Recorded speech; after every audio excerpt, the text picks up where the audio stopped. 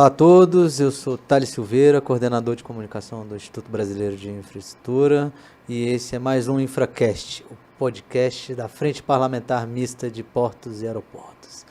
E hoje o nosso convidado é o diretor-presidente da Associação de Terminais Privados, o Almirante Murilo Barbosa. Seja bem-vindo, Almirante. Muito obrigado, um prazer muito grande estar aqui com vocês. E ao meu lado, como não poderia deixar de ser, o diretor-presidente do Instituto Brasileiro de Infraestrutura, Mário Povia. Obrigado, Thales. Almirante Murilo, uma honra tê-lo aqui. Eu sou seu fã de longa data, mas vou deixar os elogios para depois. Então tá bom. Almirante, eu gostaria que o senhor falasse um pouco da sua biografia. Quem é Murilo Barbosa? Pedir uma biografia para quem tem quase 80 anos, você vai... Vou falar muito aqui. Mas eu sou um oficial de marinha, né? Como você falou, saí como oficial-almirante da Marinha e fiquei 42 anos na Marinha.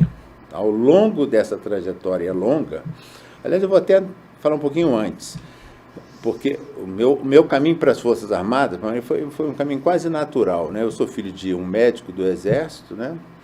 Eu morava meu pai servia numa cidadezinha que vocês devem conhecer, Itatiaia, ali no estado do Rio de Janeiro.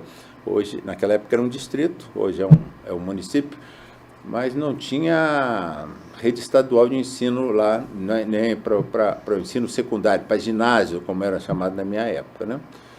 E eu, para ir para Resende, que era a cidade mais próxima, era uma aventura, né? Acordava 3 e pouco da manhã para pegar uma condução, para chegar lá, e à tarde a mesma coisa. Aí eu me rebelei e falei, pai, me arruma para eu ir para o Colégio Militar do Rio, porque havia umas certas condições em que você poderia ser transferido para lá. Eu fui para o Rio de Janeiro, Colégio Militar, no 2º ano ginasial, e aí o meu caminho natural foi o da Marinha, né? A minha vida inicial foi muito operativa, muito embarcado, muito nos navios, eu era muito entusiasmado por operação, por aquelas simulações, né? Aqueles adestramentos de combates, guerra antissubmarina, guerra antiaérea, uma coisa muito bacana que marcou muito meu início da minha vida na Marinha. Eu fui assim, ao longo disso, eu não vou entrar muito em detalhe, mas eu fui escalado para receber 3 navios logo no início. Um contra-torpedeiro que fui buscar nos Estados Unidos, lá no estado do Maine, frio danado, colado ao Canadá, um navio antigo da Segunda Guerra Mundial, mas logo em seguida a Marinha fez um programa de construção de fragatas com uma nova tecnologia na Inglaterra e eu fui selecionado para buscar o segundo desses navios em construção lá, a fragata Defensora, e fui para a Inglaterra, um período de 2 anos e meio, um aprendizado enorme nessa área, né, tecnológica principalmente, porque se você pegar um navio da Segunda Guerra, os computadores a bordo são todos eles eletromecânicos, né? O processamento de tiro é todo eletromecânico. Ocupava uma sala muito maior do que essa, que um computador daquele. Nós fomos para a Inglaterra e os computadores passaram a ser desse tamanho, né? Todos eles digitais e tudo mais. E eles ainda não está no estado da arte hoje, né? Porque o carregamento dele ainda era por fita de papel. Depois teve um aperfeiçoamento para discos magnéticos, né, até chegar aos momentos atuais, né? Mas foi um início, para nós foi uma revolução. Se para nós oficiais era uma revolução, imagina para as praças, né, para os marinheiros e sargentos. Então nós tínhamos que aprender com os marinheiros juntos, mas depois nós tínhamos que explicar aos marinheiros e tudo mais, toda aquela...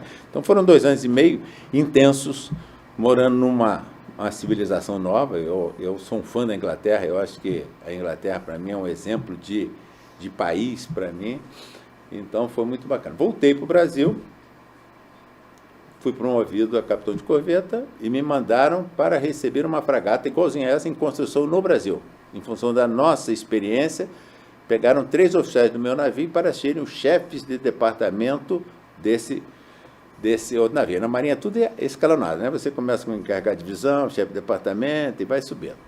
Como eu tinha sido promovido a capitão de corveta, eu fui ser chefe de departamento de Independência, que estava sendo em construção no Brasil. E lá fiquei um bom tempo até ir fazer curso de Estado-Maior. No Rio mesmo, a construção? No Rio, a construção no Arsenal de Marinha, construção no Rio. Aí fui para a Escola de Guerra Naval fazer o curso de Estado-Maior da Armada, primeiro estágio. Na Marinha a gente estuda a vida toda, né? Toda hora tem um curso para fazer, qualquer ascensão você tem que cumprir alguma coisa, né? Estudei a minha vida toda. Fiz esse curso, voltei para a esquadra E aí ganhei o meu primeiro comando na Amazônia.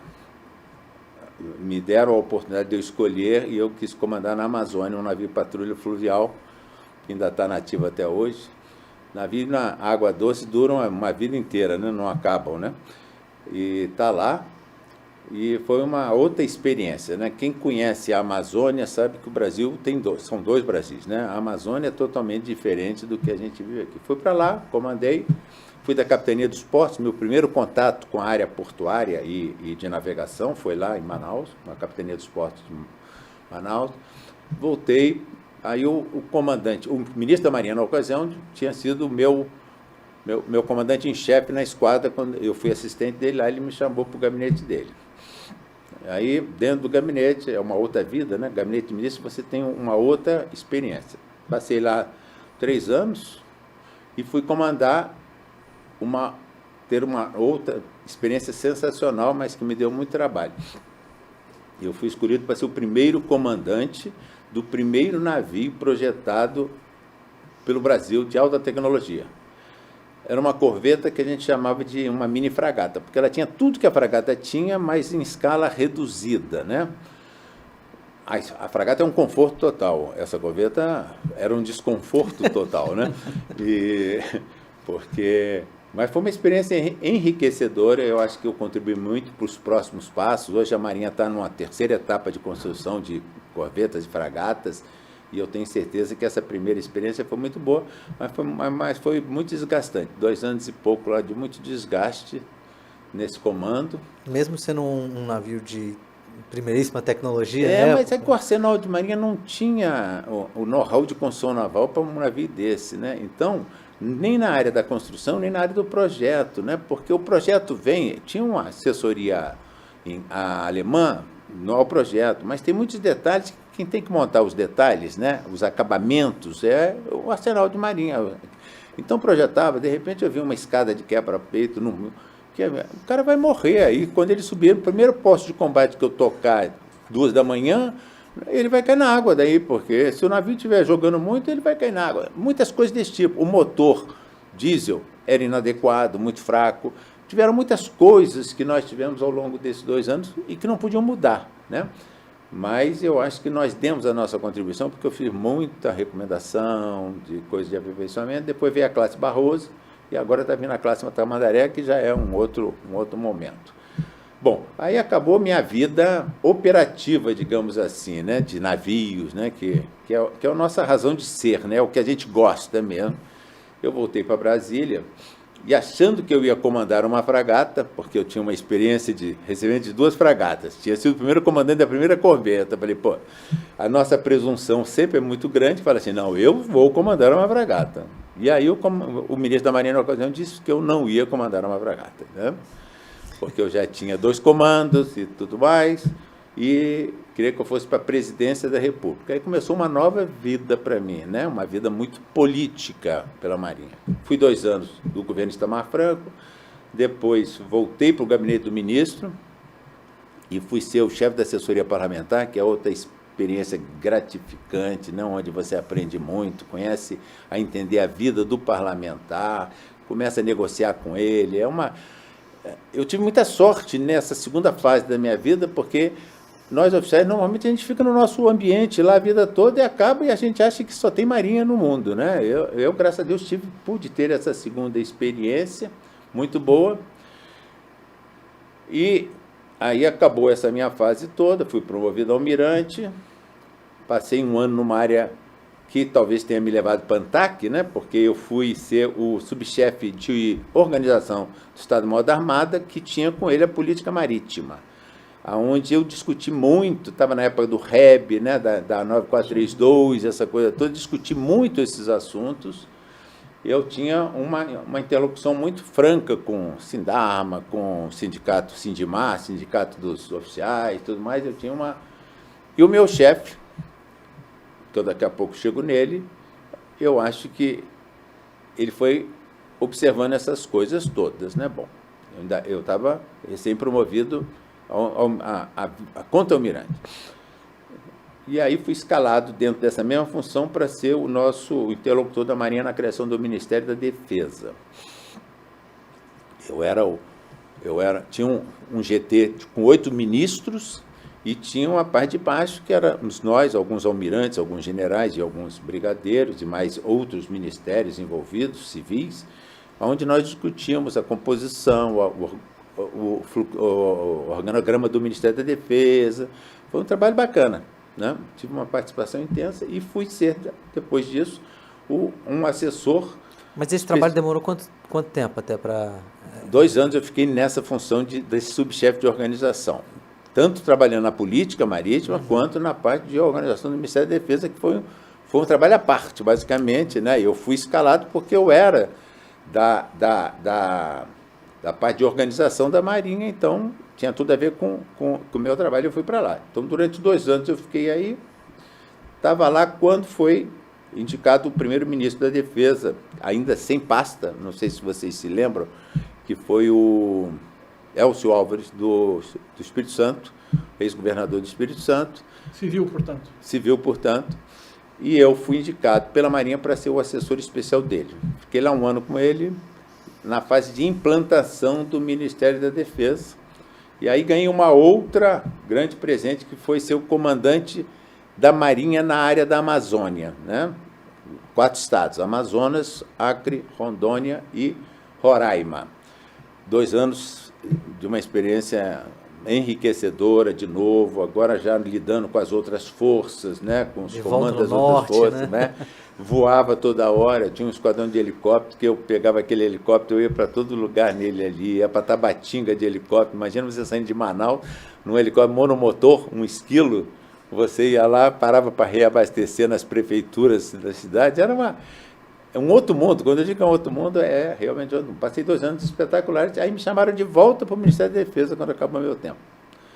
E aí outra experiência muito bacana, que eu achei que ia ser o meu futuro de vida, porque eu fui ser o diretor de Política e Estratégia do Ministério da Defesa, né? Toda a parte de segurança e defesa que se estudava naquela época, tive um contato muito com universidades, ia para o exterior para fazer palestras, eu falei, encontrei meu mundo. E aí não fui promovido a 4 estrelas, né? Porque a promoção a 4 estrelas ela é uma escolha, né? Uma escolha também. Mas o comandante da Marinha nessa época tinha sido aquele meu chefe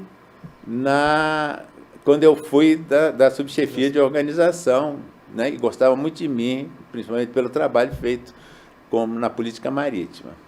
E aí a chefe da Casa Civil na época era a Dilma Rousseff, presidente Dilma Rousseff depois, e ofereceu uma vaga para a Marinha de diretoria da ANTAC.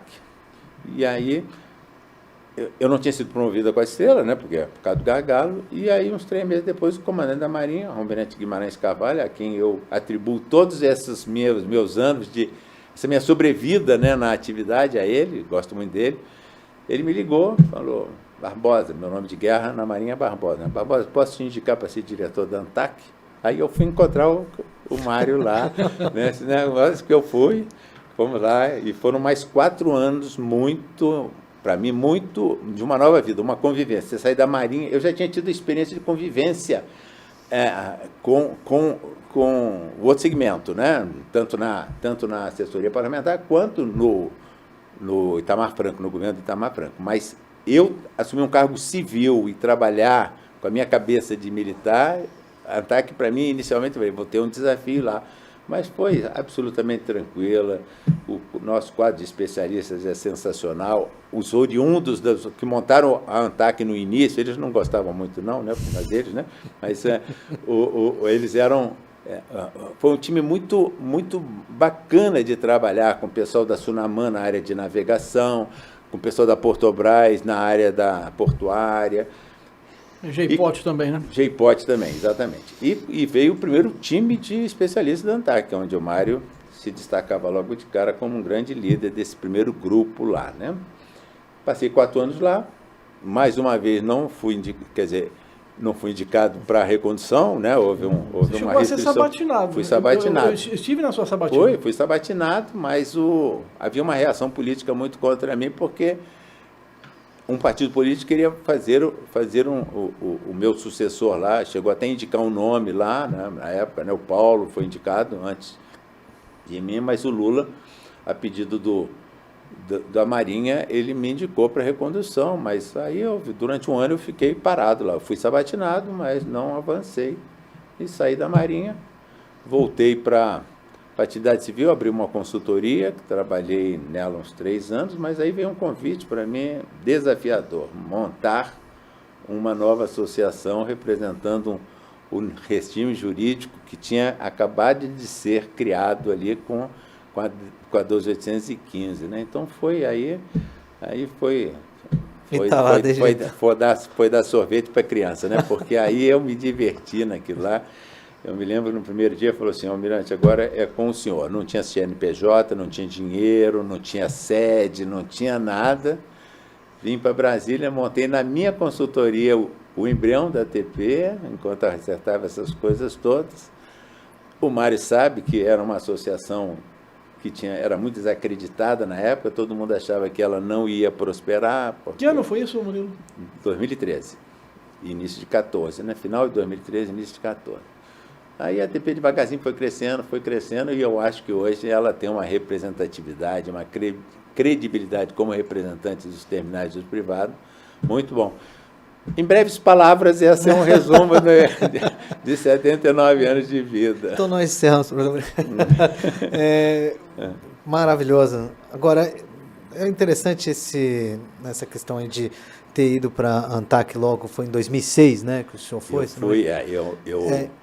Eu fui em início de 2006, porque eu saí da Marinha em meados de 2005. E fui indicado logo, mas aí há aquele processo longo, que todos sabem, né? Você tem uma discussão interna de discussão do presidente, até que o presidente lhe indique, depois tem o processo da sabatina, e depois eu fiquei esperando, eu e o Décio Mauro, que você se lembra do Décio Mauro, ficamos esperando 6 meses até que viesse o terceiro diretor, que foi o Fernando Fialho, né? E aí só depois, isso levou um processo de quase um ano aguardando. E a ANTAC chegou a ficar sem nenhum diretor. Sem nenhum diretor. Eu mesmo fui nomeado pelo Procurador-Geral. Eu acho que pelo Superintendente de Administração e Finanças, eu acho. Não foi aquele Zé Maria, não? Eu achei que o Zé Maria talvez, não, eu acho que foi o Wilson. O Wilson mesmo? Agora, o senhor foi, então, um dos primeiros também representantes da Marinha dentro da ANTAC, né? Indicado pela Marinha, eu fui o primeiro. Teve um almirante antes de mim, mas que não foi indicado pela Marinha. Morreu recentemente. Tarcísio, o almirante Tarcísio, né? Mas ele foi indicado por questões políticas, né? Porque ele era irmão de alguém muito chegado ao PSDB, né? E foi até ministro do Fernando Henrique, ele foi indicado lá. Uma pessoa sensacional, quem teve a oportunidade, como eu, de privar da amizade do almirante Tarcísio, uma pessoa sensacional, mas ele não foi indicado pela Marinha, até porque ele não tinha tido uma experiência na área marítima e portuária antes na Marinha, né? Ele era muito técnico, né? Um brilhante técnico na parte de eletrônica, mas foi para lá e fez um trabalho sensacional. Era uma pessoa detalhada. Quando ele me mandava uma consulta para eu saber, eu falei, é pepino por aí, entendeu? Porque se ele não resolveu por lá, se ele está me perguntando, mas aí, porque não é uma coisa fácil de resolver. Entendeu? Mas eu acho que esse ponto é interessante para a gente falar um pouco sobre a diferença de competências, né, nessa regulação aquaviária, né? Como é que o senhor pode explicar em breves palavras qual é a competência da ANTAC, qual é a competência da Marinha nessa regulação desse setor? Eu acho que isso é muito bem definido. O Mário foi diretor também, diretor-geral, ele sabe lá. A Marinha tem competência na área da segurança da navegação e só se preocupa com isso. Eu, às vezes, até acho que a Marinha tem que ser um pouquinho mais proativa em outras coisas, mas a Marinha ela é muito conservadora, não sei se o Mário tem a mesma opinião do que eu. A Marinha fala, meu papel é esse, eu falo sobre isso, eu não falo mais sobre nada. E, às vezes, seria até importante que a Marinha se estendesse mais. E a ANTAC tem a competência da regulação mais do ponto de vista comercial, né, concorrencial, né, estímulos ao desenvolvimento, proteção dos IPOs, né, proteção, aquele clima de criar um ambiente ao negócio extremamente favorável a todos, né? E a ANTAC é o grande juiz, o grande árbitro disso, né? são papéis totalmente diferentes, no meu entendimento, mas totalmente complementares, totalmente importantes, né? Então, por isso todo o sentido de indicar um almirante, alguém da Marinha. Eu acho até porque eu sempre defendi que tivesse um almirante lá, porque há uma interligação muito grande entre a ANTAC e a Marinha, e um diretor facilita muito isso. É lógico que você bota um oficial de ligação aqui, cria um clima amistoso, mas você já tendo lá dentro um almirante ou um oficial, não falo nem almirante, um oficial de Marinha lá, que conhece, viveu aquele mundo lá, qualquer coisa ele sabe aonde deve atacar dentro da Marinha, ele já tem um conhecimento, eu acho que torna mais rápida qualquer necessidade de interlocução entre a Marinha e a ANTAC. Eu acho positivo, mas eu acho que isso é muito político, né? Então a gente não sabe se isso vai continuar perdurando, né? Até hoje temos Hoje temos novamente um almirante, depois de quantos anos, né? Eu saí lá de 2010, ele voltou ano passado, né? Sim. Isso. Né? Isso. Final de 2022, né, que ele assumiu, né? Exato. Almirante, desde a sua chegada, desde um almirante até ter um novo almirante, a ANTAC evoluiu? A ANTAC evoluiu esse tempo todo. Isso eu falo, já falei várias vezes. Eu tenho uma reclamação da ANTAC que eu falo sempre, que o Mário ouviu. Eu acho que a ANTAC, a nível, se você fizer uma referência a nível mundial, a ANTAC ainda é muito reguladora. O mundo tem uma regulação muito mais de mercado, né, principalmente na Europa, do que, obviamente, na regulação. No Brasil, muita gente fala muita coisa, vai lá, reclama e tudo mais, e a ANTAC tem que ouvir todo mundo, né, e, às vezes, a regulação, para mim, ela é um pouco mais pesada do que poderia ser. Você já achava isso quando estava na ANTAC ou você já está com o chapéu da ATP? Não, já estou com o chapéu da ATP, com certeza, porque quando a gente está na ANTAC, ainda mais eu não tinha experiência de mercado antes, né? Eu saí de uma experiência de serviço público para outro serviço público, na prestação, então eu achava lá, mas na minha época de ANTAC, nós tínhamos muito poucas regulações, você se lembra disso, né? Nós não tínhamos nem norma de fiscalização. Norma de fiscalização. Nós não tínhamos penalidades, tinha aquela resolução 24, que a gente teve que trabalhar em cima dela ali para começar a aplicar alguma coisa. Então, eu acho que meus 4 anos foram anos ainda de uma participação ainda não muito, ANTAC muito forte na regulação. Ainda estava no processo ainda de... Mares rasos. Ainda estava chegando lá. Quando os especialistas chegaram, a primeira, depois a segunda turma chegou quando eu estava acabando de sair, né? Mas chegou a segunda turma lá. Eu acho que a ANTAC começaram a criar os postos avançados, né? As unidades regionais, né? Eu acho que a ANTAC começou a poder trabalhar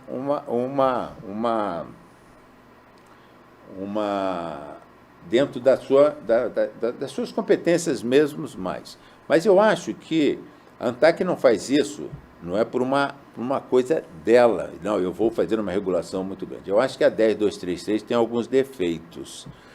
E nós vamos tentar consertar isso agora, porque a 10233, vocês todos sabem que o início Só para deixar o pessoal na mesma página, a Lei 10233 é a lei de criação da ANTAC, dentre outras autarquias. Né? A NTT e DENIT, né?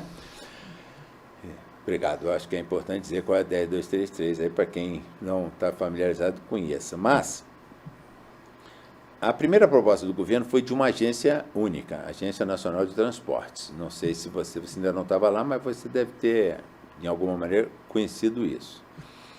E ali tem a estrutura dessa lei, ele é muito no sentido de proteção ao cidadão, ao IPO, né? Ao IPO suficiente, que você tem o cidadão e tudo. E isso se desdobrou para, quando dividiu em duas agências,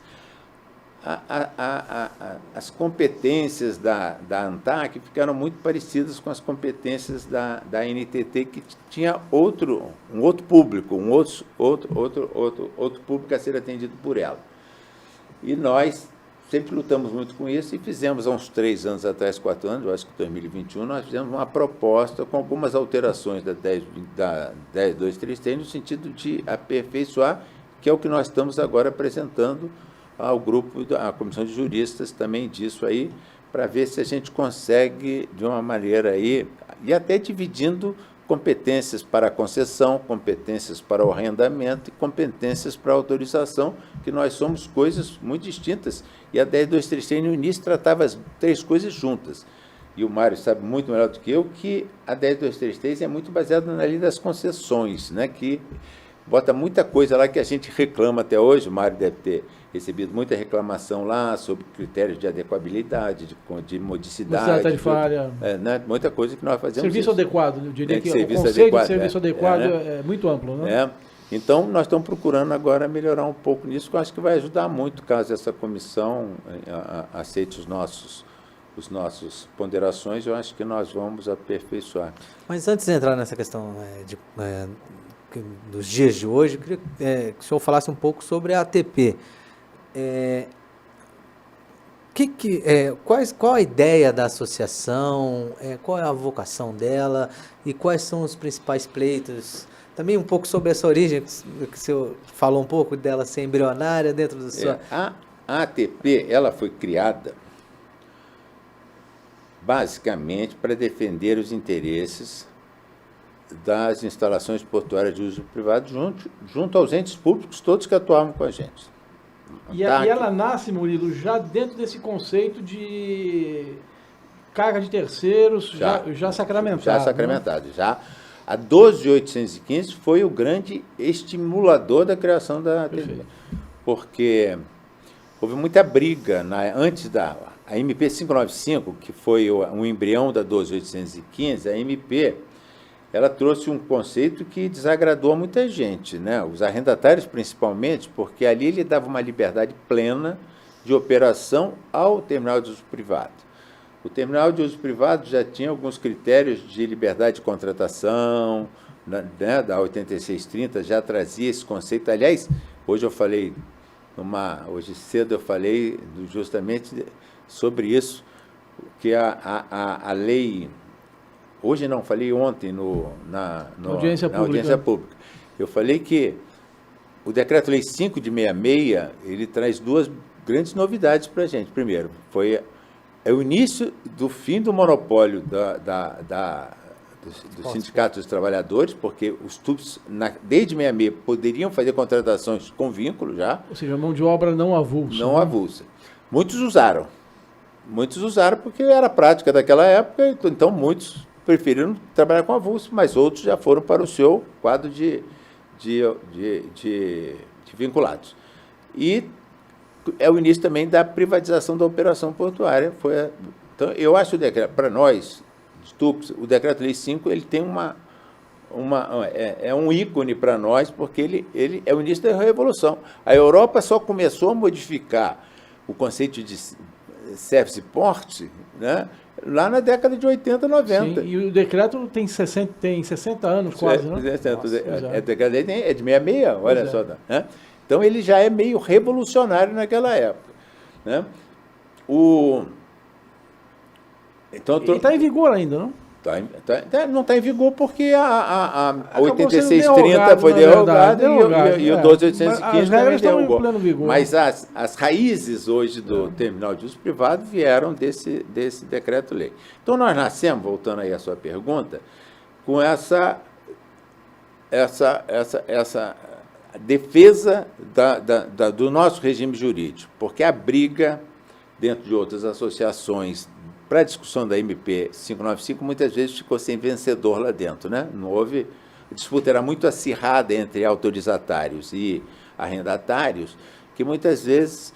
E isso se mostrou até em alguns retrocessos que a lei trouxe, em benefício do trabalhador. A gente sempre fala isso. Enquanto o arrendatário brigava com o autorizatário, os portuários conseguiram recuperar algumas condições que eles tinham antes da 8630, né? Principalmente em categoria diferenciada, de outras coisas. Houve alguns retrocessos que nós estamos tentando evitar agora nessa reformulação. Mas eu acho que a ATP tem uma outra, além dessa, ao longo dos anos, a ATP foi criando uma outra identidade muito boa, que eu adoro ela. Tanto é que hoje eu tenho uma coordenadoria de pesquisa e desenvolvimento, porque eu acho que a ATP começou a trabalhar muito em prol do desenvolvimento, independente de ser para TUP ou para não TUP, né, ir contra algumas coisas que a gente achava que era prejudicial ao sistema portuário como um todo. O caso da praticagem, o caso da Barra Norte, condições desses sentidos. E nós sempre fomos muito intensos nas contribuições à formulação de políticas públicas também, que eu acho uma coisa muito importante. Você não pode ficar reclamando das coisas se você antes não procurou ter uma atuação ativa naquilo. E nós nunca deixamos uma consulta pública sobre qualquer coisa sem nos manifestar. Sempre nos manifestamos, né? Na época que eu tinha a Luciana lá, que ela tinha esse dom de fazer uma análise muito acurada sobre esses documentos todos. Então, eu acho que os 3 grandes finalidades da ATP são a defesa dos interesses, contribuição para o desenvolvimento nacional e contribuição às políticas públicas setoriais. Não sei se eu te respondi. Muito bem. Murilo, a ATP tem a sua cara, né? Se a gente observar a associação, né, desde a criação, você lembrou bem, ela sai do zero, né? Não tinha ainda personalidade jurídica. Quando você foi chamado para... Eu chamo de você, mas é você mesmo. É Vossa Excelência, né? É o tratamento máximo. É você mesmo. E a gente percebe claramente que a ATP tem a sua cara. Ela tem ali, dentre os associados, quase que uma irmandade. O ambiente é muito bom. Muito bom, e a gente percebe isso claramente, né? Que as empresas que compõem, né, e por via de consequência os representantes, né, se sentem muito parte daquilo, né, e orgulho de pertencer à ATP. E essa... Mas isso é eles que conseguiram, eles só não têm responsabilidade por isso. Mas isso eu estou lhe dizendo, até com uma certa isenção de quem observa isso do lado de fora, à distância. Talvez você mesmo não tenha essa percepção, porque está dentro do processo, né? A gente enxerga melhor quando está numa posição externa, né? E essa questão também de ter opinião, né? Isso é muito você, né? Quer dizer, tem opinião, não tem medo de até questões como praticagem, coisas mais sensíveis, a questão de Barra Norte, né? Que vocês entregaram um estudo agora recentemente, e louvável a atitude, né? E esse negócio de estar com a proposta na mesa, né? Não está reclamando, né? Não, está com a proposta na mesa, né? E foi... Talvez tudo isso, né, coroado de êxito no governo Temer, eu acho, né, quando vem o decreto 9048, e dá tudo que a ATP pediu praticamente. Né? Meu Deus do céu. Assim, de A a Z, o que a ATP pediu. E era, eu vou falar que ele vai depois... E era legítimo, eram pleitos legítimos, consistentes, né? E ali realmente houve uma virada de página, e isso foi bom para o setor como um todo, até para que os portos organizados, né, tivessem um target a ser seguido, né, um bom exemplo, né, e não puxar a pauta para o pior modelo. Né. Então, hoje, se a gente busca efetivamente ter um landlord, né, mesmo, né, nos moldes dos padrões europeus, é porque a ATP cresceu nisso. Eu queria que você falasse um pouco de bastidor, do que antecedeu o 9048, como é que foi essa história toda? Eu acho que o primeiro momento bacana da 9048, a 9048 nasceu de um movimento muito dos portos organizados, dos arrendatários, né? A ATP não estava, num primeiro momento, incluída nessa discussão inicial. Mas aí, associados em comuns, falaram, não, a ATP tem que entrar nessa discussão, e nós fomos chamados para essa discussão. A primeira grande reunião, e hoje... Eu não vou citar as pessoas aí, mas a primeira... Pode citar, a gente não liga, não. Se quiser. Na primeira reunião, é porque eu tenho que brigar tanto com ele que eu não quero falar, não. Mas eu vou dizer, porque ele mudou logo, isso foi só de uma reunião, e eu volto e meia, eu falei isso com ele, foi o Sérgio Aquino da FENOP, na primeira reunião, ele falou, realmente o que nós queremos é ter as condições de contratação que o TUP tem hoje. Mas, enquanto a gente não consegue isso, eu acho que o TUP tem que cumprir as regras hoje do arrendamento. Por conta de uma simetria concorrencial, uma simetria, né? Mas isso foi rebarbado até pelos próprios arrendatários. Falando, se nós temos uma visão de que queremos ser o que os TUP são hoje, se a gente retroagir, vai ser muito difícil levar todo mundo de novo para lá, né? Nós temos que ter o farol lá, que é o que a gente quer. E eu acho que isso foi logo... Então, o início, talvez tenha sido o primeiro embate disso todo. E eu tive algumas dificuldades naquilo ali, porque aquilo ali tinha sido um trabalho já encomendado pelos arrendatários. Então, ele tinha muito viés do arrendatário. Então, nós entramos lá e tivemos que botar o viés do TUP dentro do negócio. Então, nós tivemos algumas dificuldades iniciais disso. Mas eu acho que, no final, embora você diga que nós ganhamos tudo, nós não ganhamos tudo, coisa nenhuma, né? Mas ele sabe disso. Uma das discussões maiores que eu tive foi com ele, e vou te falar nela daqui a pouco, porque nós tínhamos muita coisa a aperfeiçoar, mas as nossas grandes demandas não eram até no nível infralegal, era muito no mexer na lei 12.815 e principalmente na 10.233. Né? A ATP sempre se preocupa mais com a 10.233 que com a 12.815. Ou seja, era mais um problema regulatório do que na concepção legal. Mas ali nós conseguimos algumas coisas bacanas. Uma discussão, e o Mário vai se lembrar, o decreto 8033 dava um prazo de 3 anos, renovável uma única vez, para você iniciar a operação de um TUP. Né? Hoje, quem acompanha a construção de um TUP e a demanda por licenças, essa coisa toda, vê que isso é algo absolutamente impossível. Eu tenho um terminal que não parou de trabalhar um dia para se tornar e vou citar aqui ele, a Imetame. Ontem ele fez a ATP está fazendo, a pedido do IBAMA, nós estamos fazendo uma série de webinários. Olha outra coisa bacana, o IBAMA nos procurou para a gente falar para os novos auditores, especialistas lá, para falar o que é o segmento portuário para eles. Interessante. Entendeu? Nós fizemos um módulo, a Bárbara organizou, nós chamamos a BEP para falar sobre o porto organizado, chamamos a ANTAC para falar sobre várias coisas, muito bacana. Está sendo muito elogiado isso, mas ontem nós levamos o diretor, o gerente jurídico da Imetame para falar sobre financiamentos. Né? E ele contou a história da Imetame. A Imetame tem 9 anos, agora iniciou ano passado a construção do seu primeiro cais de containers, e tem 9 anos.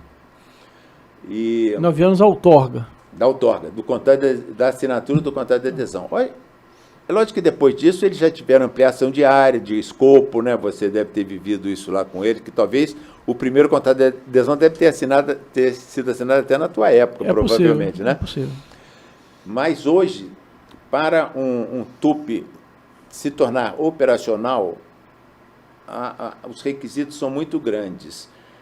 E fruto de umas decisões da ANTAC, que havia uma reclamação da demora do contrato de adesão, então a ANTAC fez algumas simplificações nos modelos. Talvez o Mário se lembre disso, principalmente na área do licenciamento ambiental, trocou uma licença prévia por um termo de referência, mas o processo continua depois, você não deixa de perder, você não perdeu aquela exigência, né? E isso, eu tenho dito sempre assim, que o contrato de arrendamento hoje é praticamente o fim do processo, e o contrato de adesão é praticamente o início do processo, porque começa tudo ali. Então, você tinha 3 anos e uma única prorrogação de 3 anos, você se lembra disso, né? E discutimos muito, o Mário deve lembrar. Eram 3 ou 2? Eram 3 mais 3. E agora nós somos 5 prorrogáveis indefinidamente, desde que você justifique o teu atraso, né? E isso provocou recentemente na ANTAC até uma reação, conceitos de tupi de papel, essa coisa toda, que nós, obviamente... Começou, na verdade, no Tribunal de Contas, né, Murilo? Teve uma auditoria primeiro no tribunal que criticou que alguns tupis não estavam operacionais. Provocou a ANTAC. E acho que a partir disso a ANTAC se manifestou. Pode ser.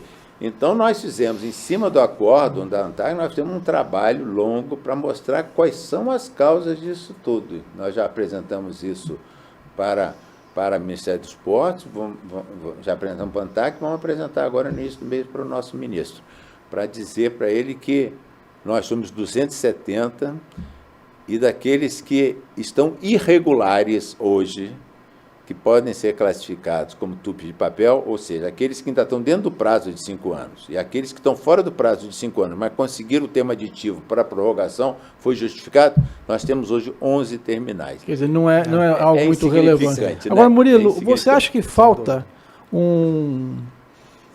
um certo apoio pós-outorga do governo, quer dizer, de tentar buscar viabilizar esses terminais, seja através de regularização fundiária com a SPU, que é um órgão, vamos dizer, complicado, em termos de complexo, vamos dizer assim, em termos de celeridade e de burocracia, e junto ao licenciamento ambiental?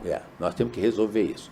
Tem uma lei em tramitação, um projeto de lei em tramitação no Congresso, que está trazendo prazos para o licenciamento ambiental. Isso é uma coisa para nós que vai dar uma previsibilidade que nós não tínhamos antes, né? Porque, dependendo do entendimento de um ministro de alguma coisa, um processo do Mário entrava lá, eles sentavam em cima e não diziam nem que sim, quem não, e ficava lá anos e anos parado, né? Nós precisamos dar uma previsibilidade ao investidor. Olha, você vai entrar agora aqui, o processo leva a isso. Como a ANTAC tem os prazos lá num processo de outorga, 30 dias para o público, não sei mais 10 dias para não sei o quê, tem tudo lá previsto. Nós sempre reclamamos isso da área ambiental. E da SPU, o nosso maior complicador atualmente é porque o contrato de cessão onerosa passou a ser um item essencial à eficácia do contrato de adesão. A ANTAC até está mudando um pouquinho esse conceito agora, porque é uma coisa que está atrasando muito. Você assina o contrato de adesão, aí a partir daí o poder concedente encaminha esse contrato para a SPU para iniciar um processo de contrato de cessão onerosa, que é complexo, porque ele se baseia tem uma fórmula, e um dos componentes da fórmula é o valor da terra pública adjacente ao investimento. Isso, muitas vezes, fica anos que o órgão lá da onde for a construção não consegue identificar esse valor da terra pública, né? Então, nós estamos com algumas propostas, já levamos aí para o Navegue Simples, na época do Navegue Simples, para ver se a gente consegue simplificar essa fórmula para que a assinatura desse contrato de cessão onerosa seja muito mais expedita. Nós não podemos ficar dependentes de 2, 3 anos para poder iniciar uma operação aguardando apenas a assinatura de um contrato. Previsão de investimentos. Então, esses são os dois grandes gargalos que eu vejo hoje depois do contrato de adesão assinado, né? É o licenciamento ambiental, porque quando a ANTAC exigia licença prévia, e eu defendo isso até hoje, já havia uma indicação de que o seu projeto atendia ou não atendia as condições ambientais da área. Então, ele já dizia, não venha com esse projeto, que aqui não vai ter porto. Ou então, venha um projeto. Aí, a próxima etapa vinha com aqueles requisitos todos, né? O que você tinha que contribuir para minimizar os danos que você ia produzir e tudo mais, mas você já tinha a certeza que o teu projeto era viável. Hoje, o termo de referência, não, ele é apenas um indicativo do que você tem que apresentar em termos de EIA-RIMA para lá, né? Então, ele é muito pouco desse negócio, né? Não tem previsão. Então, isso eu acho que a ANTAC poderia rever e trazer de volta a licença prévia. Mas isso está na lei, eu acho. Se não está na lei, deve estar no decreto 8033. Talvez esteja no decreto. Não, isso talvez esteja do decreto. Talvez seja do decreto. Porque o que aconteceu... Mas pode se mudar, né? Obviamente, claro, né? Evidente. O que aconteceu, na verdade, foi um raciocínio inverso, né? Dizia-se que a obtenção da outorga era muito complicada, então falaram, então vamos facilitar. Como é que facilita? Olha, você vem com uma certidão, um nada ao pôr da SPU, e um termo de referência ambiental, você já sai com a outorga daqui. Vai trabalhar funding, licenciamento ambiental e regularização fundiária. Você só mudou na linha do tempo a dificuldade. Não é? Pois é. Aí reclamam dos 5 anos, que a gente prova hoje que os 5 anos, a prorrogação é absolutamente não raro é insuficiente, né? Não raro é insuficiente. É verdade. Agora, sobre essa questão do EVTEA, né, dessa obtenção de EIA-RIMA, voltando ainda um pouco sobre você comentou mais cedo sobre o estudo que foi entregue ao EVTEA. Barra Norte. Da Barra Norte. Conta um pouco para a gente sobre esse estudo. A gente teve lá no dia da entrega, foi uma cerimônia bem interessante. E quais são os principais desafios para a instalação dessa deixa eu complementar a pergunta, Murilo. E como é que a ATP vê essa pauta hidroviária forte hoje no Ministério e no Governo Federal? Bom, respondendo você, apoio total, pleno, já passei essa informação. Os meus associados, vendo os êxitos que nós estamos obtendo na Barra Norte, pediu que a ATP se empenhasse em todas as concessões hidroviárias, que são quase todas elas de interesse dos nossos associados. Madeira, nós temos movimentação de granel pelo Rio Madeira, vindo de Porto Velho, e alguns terminais privados em volta ali disso. Tapajós eu não preciso nem falar, porque toda o grão do norte do Mato Grosso está chegando em Miritituba ali e sai dali. O Paraguai, Paraná, é importantíssimo para alguns associados meus que fazem movimentação de minério e de grãos por lá. E o Barra Norte, idem. Só não é... No projeto de 6 tinha mais o Tocantins, que o Tocantins hoje é muito dependente do Pedral do Lourenço, né, da obra, né? E a Barra Norte, que é absolutamente fundamental para todos esses, porque ele é uma razão de ganhos de eficiência, né, de redução de custos logísticos importantíssimo para todos. Então, falando agora do Barra Norte, já respondendo a primeira pergunta do Mário, de que a ATP está totalmente disposta a trabalhar em favor das concessões hidroviárias, né? Existem algumas resistências e a ATP vai procurar ajudar quem... Já falei para a ANTAC, já falei para a Secretaria de Portos, nós estamos do lado das concessões que achamos ela importantíssima. Mas o que acontecia na Barra Norte? Barra Norte era uma terra de ninguém. Lá tem um arco lamoso, muito pouco conhecido, que há muitos e muitos anos atrás, quando a MRN foi se instalar lá no Trombetas, ela precisava garantir uma profundidade ali para poder sair a bauxita do Rio Trombetas e ir lá para Alumar. Que é a principal carga que transita ali, né? Não é hoje, mas não é. Não, ainda é, mas vai deixar de ser, sim, né? Em termos de tonelagem, ainda dos grãos, né? Pois é, os grãos daqui a pouco vão passar isso. E aí, na época, até um oficial de marinha foi contratado para ver isso tudo e viu que 11,50 naquela época, utilizando um Panamax, o 11,50 era uma profundidade, um calado aceitável para aquilo lá. E ficou assim 40 anos, Mário. 40 anos. Ninguém mais se mexeu. Quando voltou o problema? Quando chegou o grão.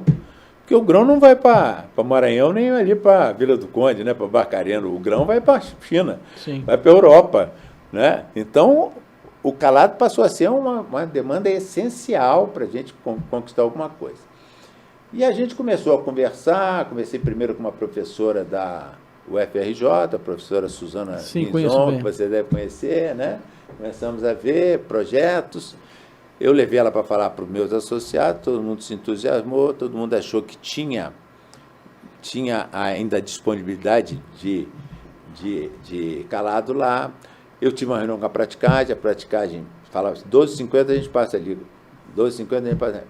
Se a praticagem falava isso, é porque realmente tinha mais água ali para a gente navegar. Nós começamos esse processo, o início foi muito lento, conseguimos convencer a Marinha a fazer esse aumento do calado por passagens, né?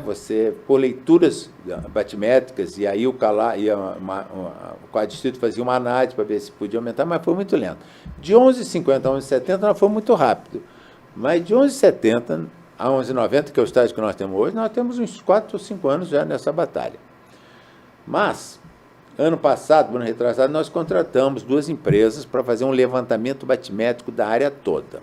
Isso é um esforço privado, investiu lá 11 milhões. A área toda são quantos quilômetros?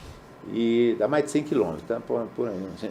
A faixa toda é mais de 100 quilômetros. Desde lá, do início lá do Canal Grande do Curuá até o final do Arco Lamoso, é uma distância extremamente grande. Foram, acho que, 8 áreas que foram divididas para fazer essa batimetria dessa área toda. E esse trabalho foi sensacional e fundamental. A Marinha aprovou esse estudo porque quem fez são 2 empresas que são propriedade de oficiais de marinha, capitães de marinha, que conhecem a área e são hidrógrafos. É o métier deles, né? Então, eles... E o senhor transita bem por lá também, não? Eu não sou hidrógrafo, eu sou eletrônico. Mas né? na Marinha você Mas conhece bem o caminho das pedras. Agora eu não conheço mais não, porque eu estou ficando muito velho, mas já teve uma época que eu conheci. Eu falo isso porque trabalhei com laranjeira no Rio, e laranjeira conhecia, ele chamava de gavetinhas, né? E ali ele foi muito útil, né? Porque a gente está colocando VTMS, navegação noturna. O laranjeira já é muito mais novo do que eu, né? E ele saiu da Marinha e continuou na Marinha, porque ele foi para a Ingepron, né? Ele continuou nesse negócio. Só depois é que ele foi para a área portuária. Eu... Já estava afastado mais tempo. Mais tempo. Eu, outro dia, naquele lançamento da Secretaria do Dino, né, de Hidrovias, estava lá sentado um almirante que foi... Se lembra que eu falei no início da entrevista, quando eu fui promovido almirante, minha primeira comissão foi como subchefe de organização? O menino estava chegando lá agora, um almirante estava chegando lá agora. Eu já fui essa função há 27 anos atrás, foi em 97 que eu assumi essa função lá, entendeu? Então, é um mundo diferente hoje. Eles me tratam com todo o respeito, que a Marinha tem essa tradição e tudo mais, mas não fizeram parte do meu convívio em nenhum momento.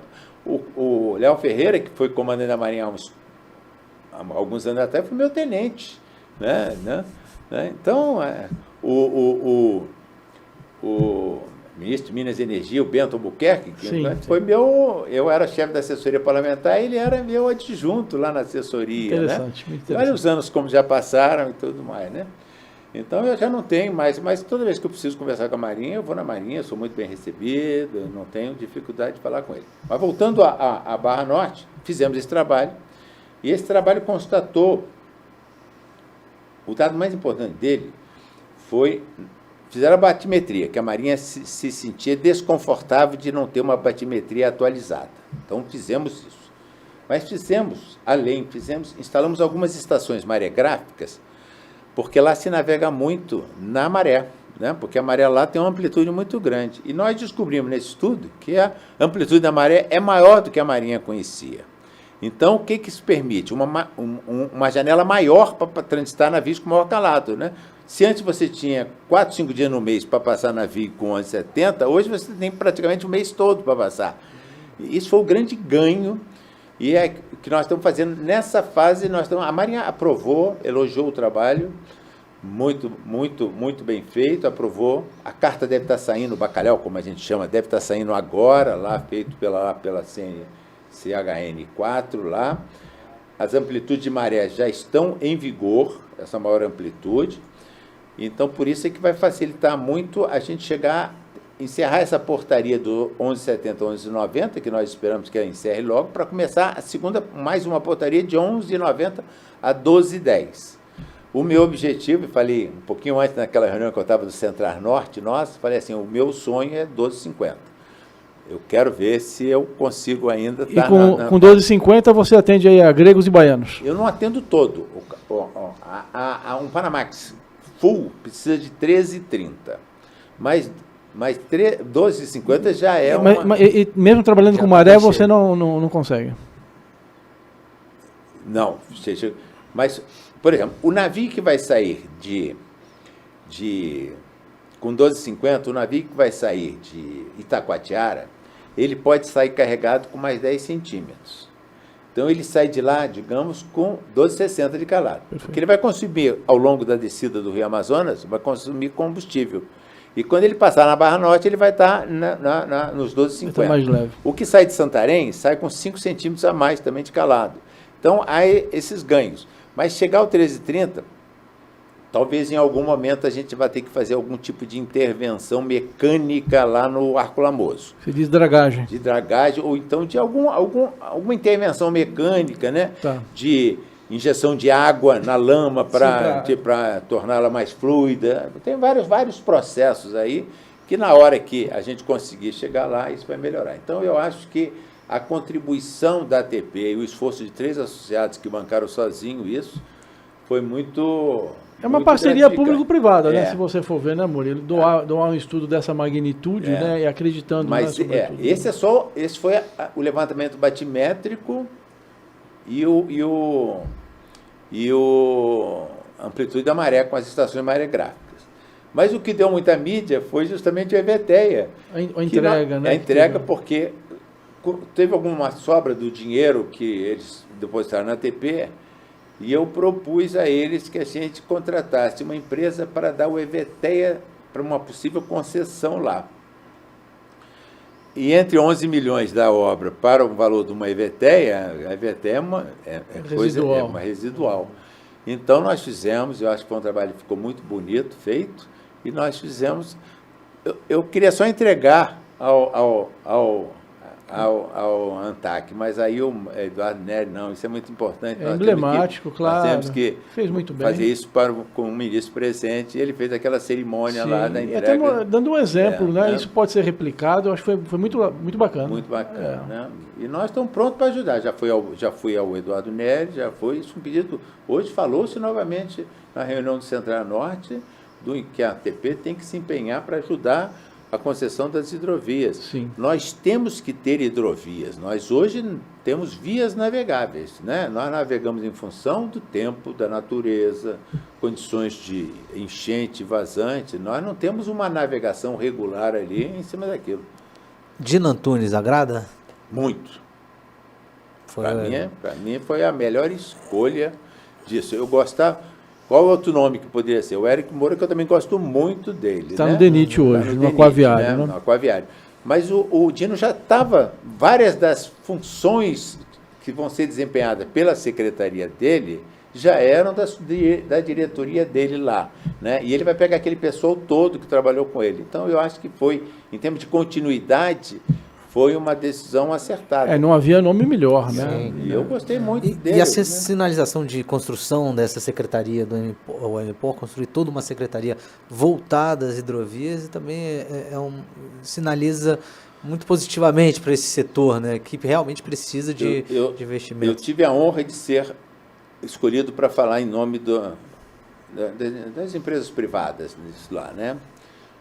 E me permitiu eu fazer velho gosta de contar história, né? Vocês viram eu contando lá, né?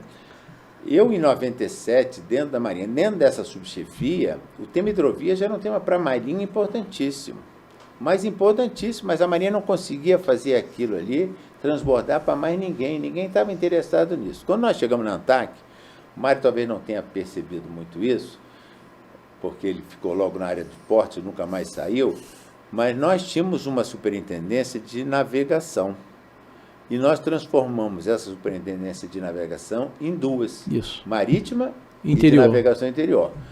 E começamos a trabalhar intensamente, e o Adalberto fez parte desse primeiro processo. Nós hoje estamos brigando pela Ferrogrão, mas se tivessem nos escutados, nós teríamos hoje a hidrovia do Tapajós Telespires, que o grão ia embarcar na barcaça lá em Sorriso, Sinop, e ia descer até onde quisesse ir direto para lá. Mas naquela época, o governo estava vivendo um trauma do apagão de energia elétrica anterior, e aí ele fala, não mexe no programa da EPE de represas aí disso. Porque para você fazer uma represa que vai atender com multiuso, né, tanto para geração como para navegação, você tem que escolher um ponto bom para os dois lados.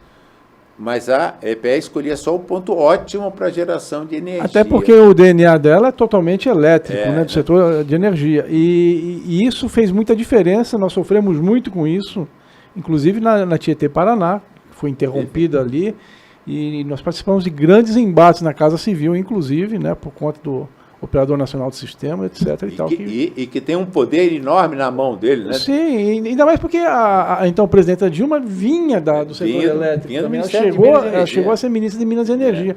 Então quebrar isso foi muito difícil. Eu diria que não está quebrado ainda, mas a conversa hoje, a gente sensibilizou muito, na época, a Agência Nacional de Águas, né? E hoje melhorou bastante a discussão. Mas ainda tem restrições. Muita. Nós estamos vivendo uma restrição no momento no Tietê novamente. E há uns 2 ou 3 anos atrás paralisou a navegação, né, no Tietê durante um pouco mais de ano, né? Um pouco mais. Foi acho que há uns 10 anos atrás. 10 anos, né? Paralisou mais de ano aquele negócio lá. Sim.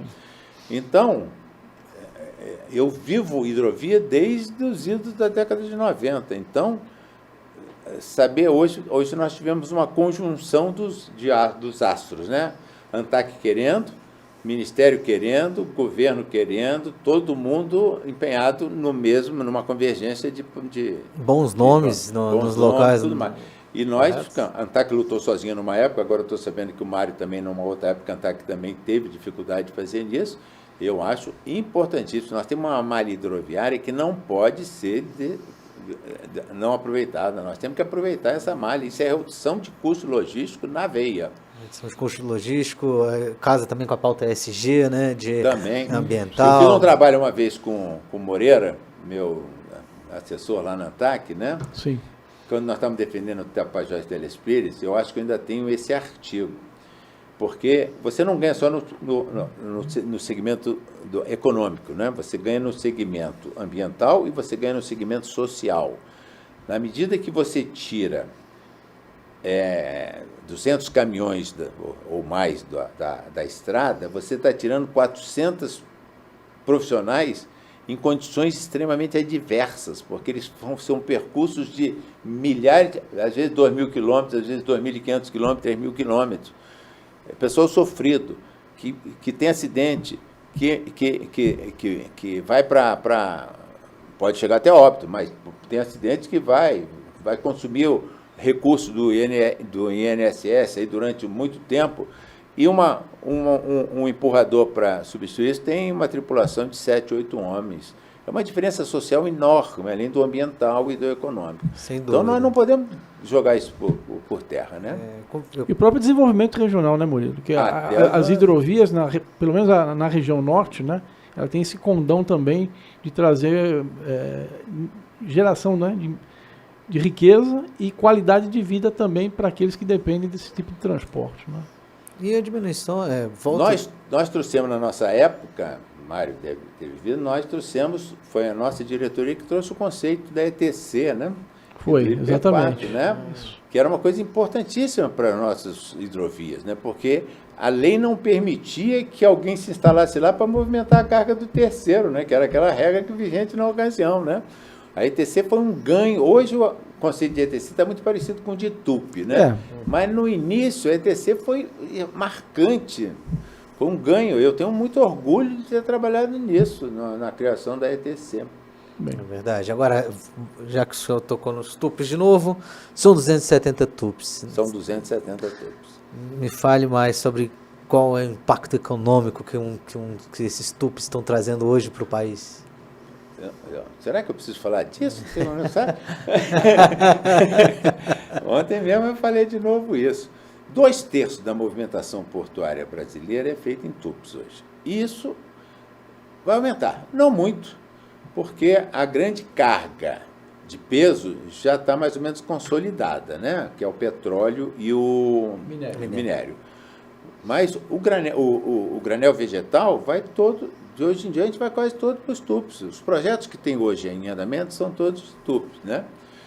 A parte de contêiner, que eu achei que nunca fosse, sempre o porto público fosse dominar o contêiner, hoje já está 40/60. E vem projetos novos aí, vem o da IPM lá em Suape, tem o da Imetambi, com calado de 17 metros. Imetambi vai fazer contêiner também? 17 metros. O cais dela é 17 metros. A Itapuá tem projeto de expansão, Portonave também. Então... Deep World também. Deep World também, exatamente. Então, eu acho que o TUP veio para ficar, e ontem eu até falei na minha fala final, o Mário estava do meu lado, que nós temos que reconhecer a importância da relevância do TUP. Hoje eu tive que responder numa rede social, nossa, aí, exatamente isso. O TUP não é nada clandestino, não, né, Alberto? Esclarece aqui pra gente. Parece isso, né? Parece isso, porque todo mundo fala do porto público. Pois é. Estamos aí em algumas disputas que a coisa é tão pequena para o volume que hoje o TUP representa, que não valeria a pena a gente estar discutindo, a gente está se desgastando por bobagem. Deixa o TUP no canto dele, ele não dá despesa para o país, ele investe, ele tem o risco próprio, e ele dá uma contribuição à balança fundamental, porque as commodities todas praticamente saem pelos TUPs, entendeu? Então, vamos conviver com as duas formas os dois regimes jurídicos, mas não vamos ficar olhando para o TUP como era olhado antes, lá, que ele era ali como o Mário falou, né? Era um instrumento clandestino. Ele não é isso. Ele hoje é relevante para a logística brasileira. É importantíssimo, diria eu. Mas a gente ainda ouve, né, o pessoal Sem falando dúvida. que se o porto público fosse, né, uma coisa de interesse coletivo, né, e o TUP de interesse restrito. Que a carga não consegue enxergar isso. Vamos pegar ali na região de Itajaí, quem está de um lado da margem no porto organizado e do outro lado no terminal privado, não se consegue enxergar nenhuma diferença. Ambos contribuem para o crescimento do país, né, ao fim e ao cabo, que é o que a gente precisa. E é uma resposta assim, um pouco técnica, né? Mas a gente tem aquele estudo do Banco Mundial que define os modelos de exploração portuária, né? Service Port, Tool Port, Landlord Port e o Private Port. Agora apareceu mais uma outra, que é a tal de Corporatized, que pega do Land Port, que tinham 3 partes ainda na mão do público, que era infraestrutura, administração e o bem. Operação. Ele tira, bota a infraestrutura na mão do privado, bota isso está no Banco Mundial, isso não é invenção minha, não. Pega a administração, bota na mão do privado e ele só fica com o bem. Ele é um dono da terra só. O restante tudo. Quer dizer, é quase um tupi, né? Se você pegar o regime de concessão hoje do Espírito Santo, é um pouco isso, né? Ele continua sendo um porto da União, né? E com a operação, que lá a operação não foi junto, né? Por conta dos arrendamentos que existiam, né? Mas foi quase isso. Eu acho que nós temos que nos aproximar, e eu defendo muito isso. Quem vê minhas falas, eu falo assim: eu quero que o arrendamento venha a ter condições muito semelhantes ao TUP. Nós temos que concorrer entre nós e ver quem for mais eficiente ganha a carga, entendeu? Faz a carga, porque isso quem ganha é o Brasil com isso aí, né? Nós temos que trabalhar em prol disso. E não falar assim, o TUP é isso, o TUP tem isso. Eu acho que essa já passou o tempo dessa discussão, isso desgasta demais. E não leva a nada, né? Nada como uma competição para melhorar a eficiência, né? A gente tangenciou aqui rapidamente essa criação da comissão de juristas. Falam só um pouco sobre essa criação dessa comissão, como é que a ATP, o senhor está vendo essa comissão, quais os ganhos que ela pode trazer, se ela realmente tem algo que podem realmente contribuir para o setor. Bom, para mim a ATP, essa comissão de juristas nos pegou de surpresa. Nós não sabíamos nada dela até que a portaria lá foi publicada. Não sabíamos nada. E, obviamente, houve um receio natural da ATP muito grande. Eu já tive conversa com o ministro Douglas sobre isso. Eu acho que a minha cabeça está muito mais achando que nós vamos poder ter um produto muito positivo em cima disso, entendeu? É um desejo muito nosso, aperfeiçoamento da legislação. Ela passaria fatalmente pelo Congresso, com todos os riscos de um documento que passa lá, que a gente... Sabe como chega, não sabe como sai. Como vai sair, né? Nós vamos ter esse risco, obviamente, mas eu acho que o produto da comissão de juristas vai ser um produto muito positivo, principalmente para a desburocratização e para o aperfeiçoamento do trabalho portuário, né? Que são coisas fundamentais. Quando eu falo desburocratização, eu levo junto a descentralização, que a 12.815 centralizou muito, né? Mas permite a delegação. Agora com as delegações, né? Mas eu acho que, se botar na lei, eu acho que fica uma coisa mais...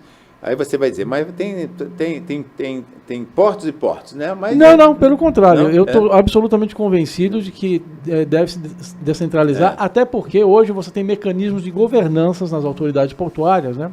Que permite subir esse sarrafo. Não? Eu acho que tem que ser. E se a gente puder avançar um pouquinho nos modelos aí do Banco Mundial, eu acho que a gente tem que caminhar aí para a... Eu não sei como é que é o nome em português, mas... Tupinizar? Corporativar o porto. Mas você não é contra, de repente, um porto organizado virar um terminal privado? Muito pelo contrário, defendo isso muito. Eu acho que hoje não se justificam, na minha cabeça... Portos não estratégicos. Nos 34, eu ficaria apenas com os 8, 9 como portos organizados. O restante tudo ou fechava ou transformava em entope, dentro de um sistema muito mais eficiente. Você acha que tem portos inviáveis nesses 34, Murilo? Pode ter, né? Eu não sei se o Forno é um porto viável, né? Temos que ver algumas mas coisas. eu acho que há mercado. Mas eu não posso falar transforma tudo em entope, porque eu não posso desconsiderar a inviabilidade de algum deles, né? Mas o termo, usei muito isso, até na época do secretário Luiz Otávio, que trabalhava com ele, aquele cara o Garito, né? Sim. O Garito foi o autor dessa frase, vamos tupizar tudo. Ele vivia falando para mim, Almirante, vamos tupizar tudo. Eu falei, vamos sim, vamos tupizar tudo. Porque eu acho que tira um encargo da mão do governo totalmente desnecessário, entendeu? E vamos ficar com os portos ditos estratégicos, né? Bom, que eu digo, se houver uma necessidade de um porto eficiente para movimentar, e o privado estiver lá, e ele sentir o cheiro de dinheiro dali, o privado vai ganhar dinheiro naquilo ali, entendeu? Ele não vai deixar desassistida a carga, entendeu? Mas, como um porto como Santos é complexo, como Itaguaí é complexo, o Paranaguá é complexo, né? Já tem aquela estrutura toda montada, vamos criar condições para que eles operem muito mais dentro da operação do privado, né, com as facilidades todas dele, mudando até as regras.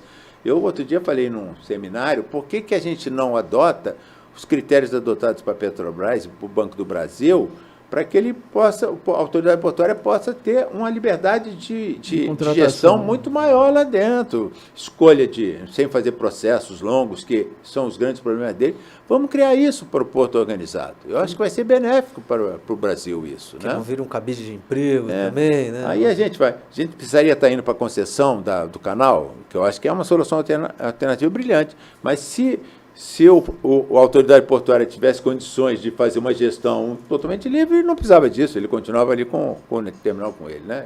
Então, eu acho que nós temos que buscar isso. Sabe? Murilo, você já deu um spoiler aqui para a gente de uma possibilidade de alteração na 10233, né? E na 12815, você citou aqui uma vertente mais de desburocratização.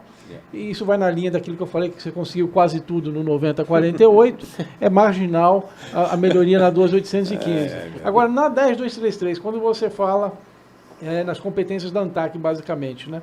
A tua ideia é menos regulação mesmo?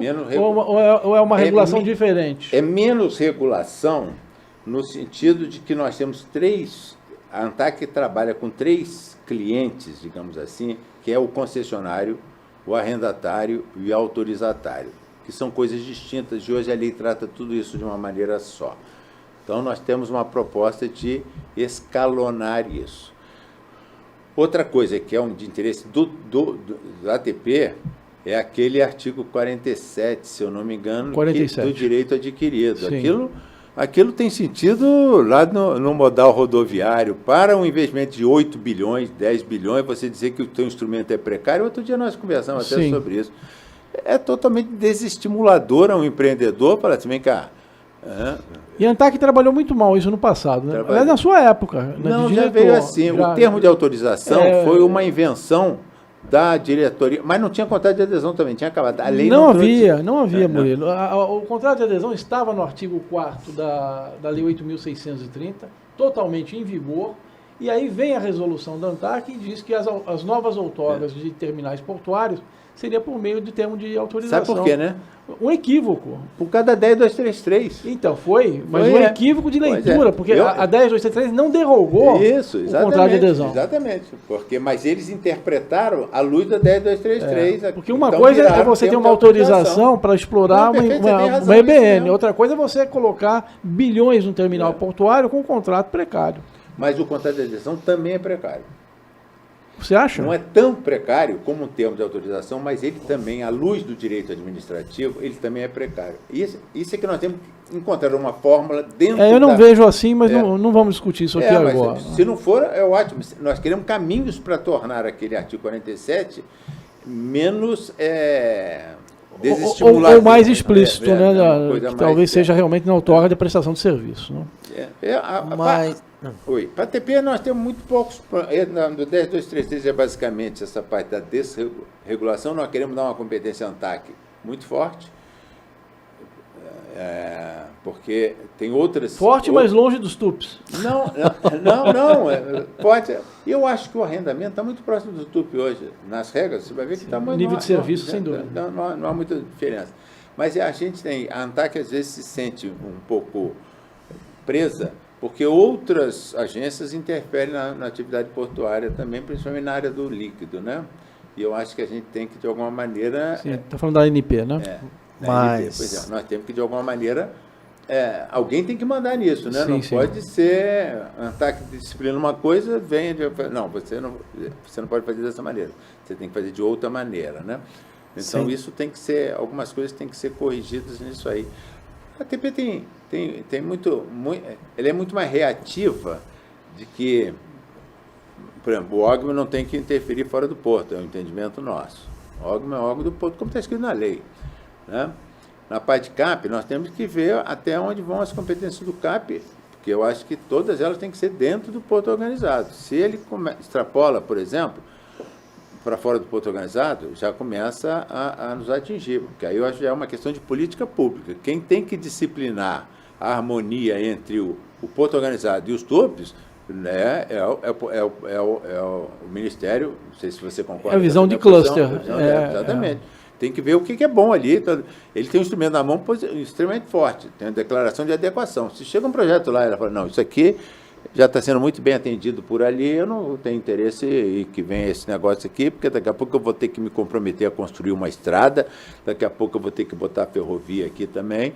Isso é um trabalho que tem que ver, é o algo da política pública, né? Não é o CAP de um porto que tem que legislar sobre Eu nunca concordei tanto com o senhor, hein, Almirante? E dentro dessa questão de política... Você gosta de me provocar desde... Não, o papo tá delicioso, eu só me deleito rasgou a minha transferência para São Paulo. E vê se ele está arrependido do que eu fiz. Mas, ainda só para minha última pergunta, depois eu vou deixar o espaço aberto para suas considerações finais. Nós estamos aí na frente, na chegada do decreto regulamentador para a reforma tributária. Eu queria entender do senhor se alguma questão é prioritária, que seria interessante que ou a frente, por meio do Instituto, pode contribuir, seja na questão, por exemplo, do reporto. Sem dúvida, você deu a resposta que eu ia dizer, reporto.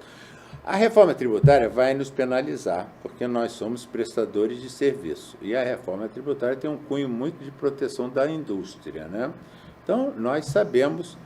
E algumas explicações que são dadas para a gente, elas são assim meio contraditórias, né? Porque numa primeira reunião que nós tivemos com quem estava trabalhando um pouco dentro dessa reforma tributária, falou assim, vocês, como o teu cliente vai ter um crédito muito grande nisso, você pode aumentar o seu preço, que ele vai ter condição de aceitar esse preço, porque ele vai ter uma compensação lá atrás. Mas para nós, exportadores, isso é complicado, porque nós não podemos fazer isso... Está no final da cadeia. Está no final da cadeia, porque o importador do nosso produto não tem nada a ver com isso, e não vai ter crédito de coisa nenhuma para compensar, né? Então, tem algumas coisas que a gente tem que ver como é que vai ficar. Nós estamos acompanhando o grupo que está trabalhando nisso, mas eu diria que o importante hoje, são duas coisas muito importantes que nós temos que ter. É a desoneração da exportação e a desoneração do investimento. Isso são duas coisas muito importantes para nós, entendeu? Se nós conseguirmos isso, eu acho que dentro desse ambiente todo de redução de várias alíquotas, de várias coisas que tinham, eu acho que vai ser uma coisa positiva. Nós temos que ter inteligência para não prejudicar demais o segmento do serviço, né? E não é, essas duas questões não são assim inatingíveis, né? Não, um pouco de bom senso, isso conversa muito bem. Temos que trabalhar bem na regulamentação, é isso que nós temos que fazer. É verdade. Almirante, vamos deixar o senhor em paz agora.